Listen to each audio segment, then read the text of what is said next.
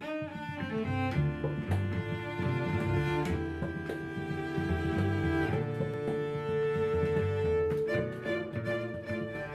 guys, it's Dina, and this is going to be a talky video today, so if you are more into the visuals on the channel and not so into the lecture kind of content, then definitely move on. No, and there's plenty for you, and absolutely no reason to listen to me talk if that's not interesting. So if you are interested, then today what I want to talk about is just kind of my approach to journaling. And journaling doesn't really resonate with me so much. I think of this as sketchbook or workbook.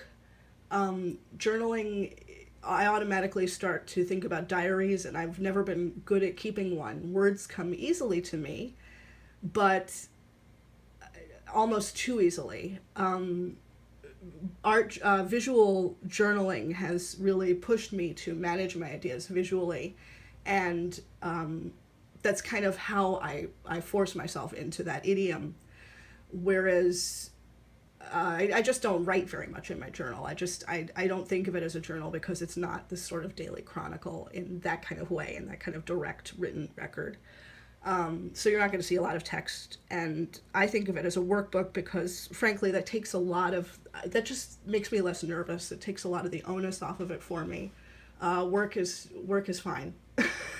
Work is fine. Sketching is scary because I feel very middle of the road in terms of my skills, and journal is just like other people do that. So for me, it's workbook. And what I have developed is I know a lot of people keep various journals, and for me, it's not about format, it's not about material, it's more about how I'm managing my ideas when I sit down to use the journal.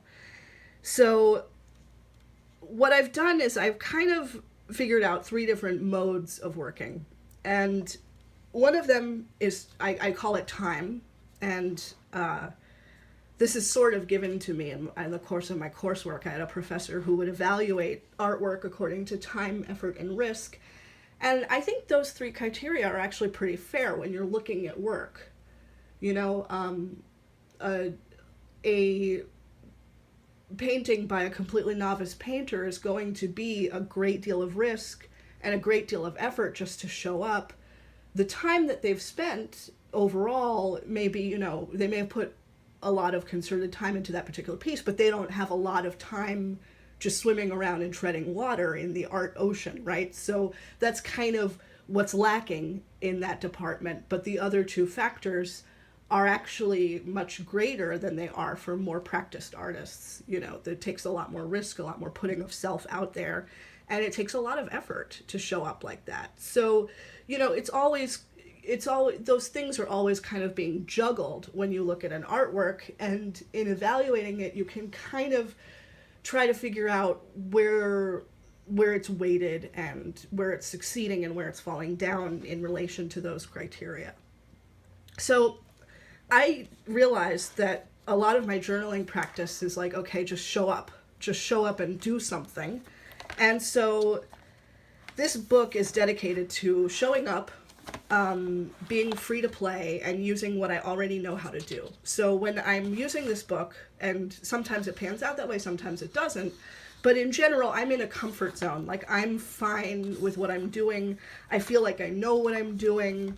I've got some gesture studies in here. It's not all about being pretty and perfect, but it is about, I'm sort of drilling into my areas of competence, right? So I'm comfortable here. This makes sense to me. It's okay. I don't have to think. I can just pick up my pen and do it. And so when I'm in that mood, and when I'm not particularly aiming towards any kind of subject matter, when I'm just showing up to do the work, then I try to keep a book that's dedicated to that practice, and you'll see why later. This is more, okay, I'm not in my comfort zone. These are, either it's a new material or a new idea, or I I'm uncomfortable with the subject matter, or, so I've tried to dedicate a book to that. You won't see really risky stuff in here because I've just been falling down on this process really bad, but I want to show you what I'm intending to do and just kind of what I try and strive to stick with. And things that go in here are things that I don't want to show, things that I don't know how to do. I know that there are going to be mistakes made here, and I know that I'm going to fail at what I set out to do. I'm saying this is the space where I'm going to fail and it doesn't matter. So when I'm opening this book up and thinking already, okay, this is going to suck, I in a way it's liberating, because anything I do is going to, if it's better than sucking, great. If it's sucking, then it doesn't matter. It's part of that. It's part of the objectives, actually, of this book. And fail better is a quote, of course, from Beckett, and I think I find it very inspiring. So just, things that you'll see that there's a drawing like this that shows up in the other book, but it just means I got more comfortable with that idiom, which I think is interesting. Some of these will be successful sketches. Some of these will be wildly unsuccessful sketches, and it does not matter. So, when I'm aiming for a life drawing in realism, it kind of freaks me out, so I always dump that into here, more or less. These are done at the Bell Museum, photographic reference, just kind of, things that are derivative of other people's work. That's, this is okay. This is not the copyright zone. And sometimes this is where those iterations can start, and then I can take that idea somewhere else and make it more my own. So it's a safe space for that as well. Again, you'll just, some things develop and work, and some things never develop and don't work, and that's fine. So, just, that's the idea behind having these two books. And I never spend relatively a lot on these books. Make them as cheap as you need them to be. These were on sale for 2 for 1, and it's a good, I do a lot of different media, so I needed something that would hold up to that, but I got the cheapest available thing that would hold up to that. And also, I don't like to use paper that's too thick, because this is why. Okay, so you have this and you have this, and that's great. They're sketchbooks, they're kind of roughs, they give you an idea of where, they give you a sort of wellspring of ideas you can draw, and you're hashing things out, you're learning things, that's all good. But then, for me, it's like, that's always a half-finished idea. It always seems to go part of the way. And I started asking myself, can I take that further? Can I push that even further? And a lot of us like better journals, things with nice covers and pockets. And I definitely love the pocket. I generally use a Moleskine. I've started using this. This is the Dilutions Journal. So some people love it, some people hate it. I've been enjoying using this. I have Moleskines as well. Anything with a pocket is great for this. Like, it's a large format in a pocket. And this is where all that idea generation and percolation and sort of maybe if and I don't know, this is where it all goes to live for a while. It's a lot like cooking, this is chopping stuff up, and this is throwing it in the pot. And so what I do is I make a lot of lackadaisical little sketches and scrappy things. I save crappy bits of paper, and I just stuff all my junk into that envelope, and that just lives there. And most of these are failures. Most of these are things where it's like, oh, that didn't work. So what I do is I just literally rip it out of one of these and stick it in here, because this is nothing on its own, but it could become something in a larger context. So I just stuff these things in here and let them sit. And when I'm ready to push forward and make something that is contextualized, I have this fantastic file, this fantastic collection of references that are personal, that relate to me, that, are of my hand. And those are what I work into this instead of necessarily, I mean, I love found imagery. There's nothing wrong with that.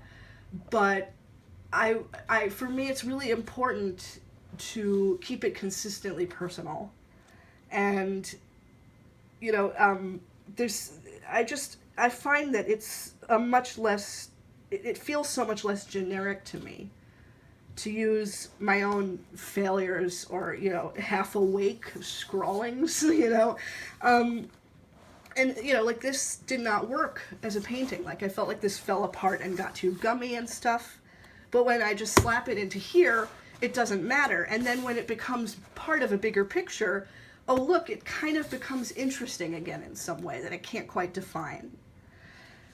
Your mistakes are unique to you. Your mistakes are that slippery space where things are not in your control, where you've lost control of this thing and it's driving off in its own direction. And that's where stuff gets funky and interesting.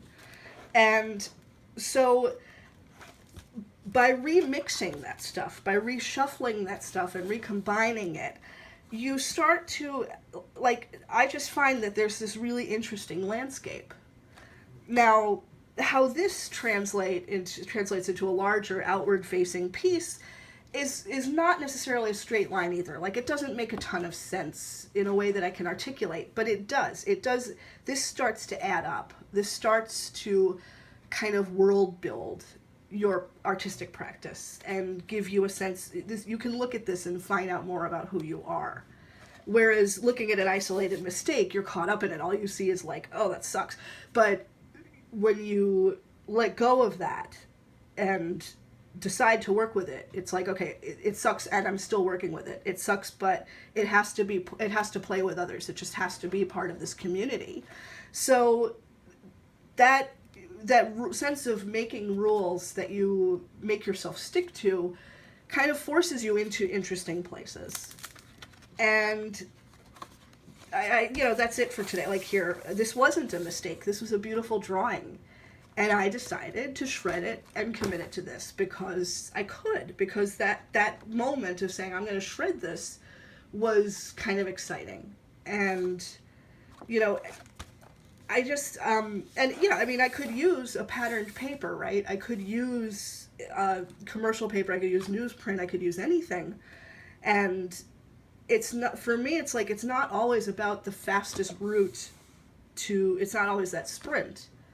This becomes something this is going to inform the level of the rest of the spread simply because it's something that I took the time to draw out and then casually destroyed like that. So I just wanted to share my working process, and I think if you're one of those people who's like, okay, how can I make my work have a little more depth or a little more resonance, or or you're just looking to do something new in your art practice, I think this kind of gives you some insight. So it's not, when people talk about reworking an old piece, I challenge you to rip up something you did in class that you're not thrilled with and recombine it into something else and just sort of see how that feels. Just sit with that. And, eventually you might find yourself ripping up things you really do love. And that's very kind of fraught and exciting territory.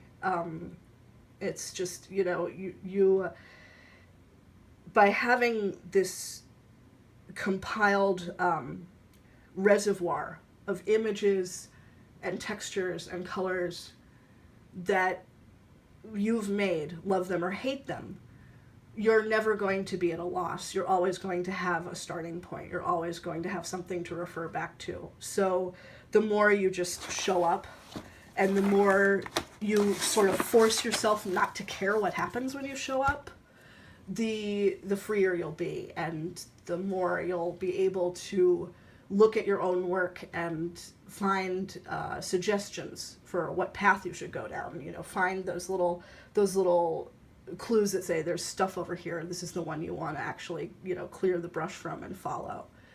So wordy, time consuming, but I hope that this is helpful to some of you guys. And yeah, comments certainly welcome. Agree, disagree. Show me your journals, answer videos, whatever. And I look forward to next time. Take care.